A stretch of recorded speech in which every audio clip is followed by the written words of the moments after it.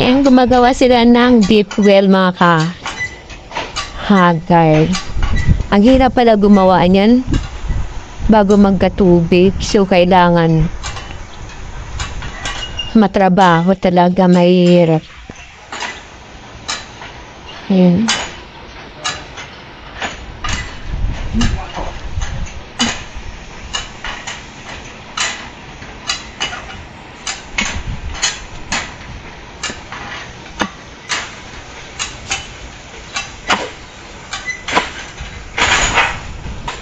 Ayan, gumagawa sila ng deep well. Ang hirap pala niya. Hirap pala gawin yan. Tsaka ang mahal ng magpagawa ka ng ganyan, kailangan may budget kayo, mga ka-haggard. Matrabaho talaga siya, tsaka ang hirap bago magkatubig. Kasi mga ilang tubo yung ibabaon niya, parang 15 or 19 na tubo bago siya kung may tubig ba talaga.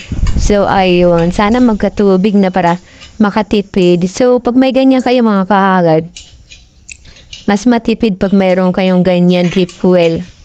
Karamihan sa mga nandun sa mga farm or sa mga medyo bundok na lugar, yung mga mayayaman, may mga ganyan.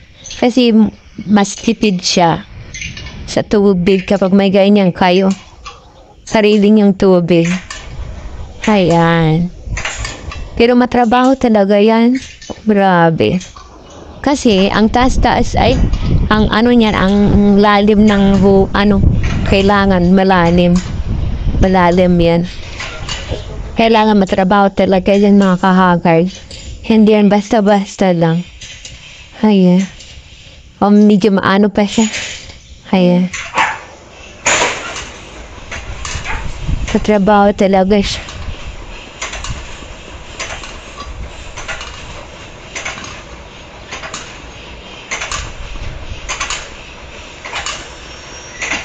Kasi meron sila ditong fish pond, mga ka-haggard. Doon. So, kailangan nila ng patubig. Tapos, farm. Ayan. So, kaya nagagawa sila ng ayan.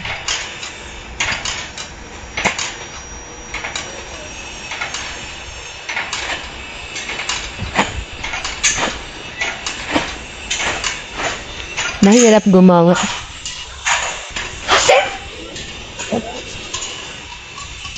Ang hirap pala gumawa ng lipo. Sabi mo, kakasakot yun. Sabi mo, kakasakot. Sabi mo, kakasakot. Yes, okay. Ayan, mga tubo na ibinabaan nyo na. Kasi, mga ka-haggard, ginawa na yan before, pero nagastusan lang dahil nga hindi naman na gawa yung deep well na yung gumastos na napakalaki. So ngayon, inaulit-ulit pero sa ibang taon nagbagawa. Kaya nagbabaka sakali ulit, ayan ginastusan ulit nila para magawa yung deep well nila. Ayan. Mahirap talaga gumawa ng ganyan, lalo na kapag walang tubig yung lupa. Mahirapan sila. Ayan. Tsaka mahirap. Ka-haggard. So, ito muna yung ating part 1, mga ka-haggard. Ano?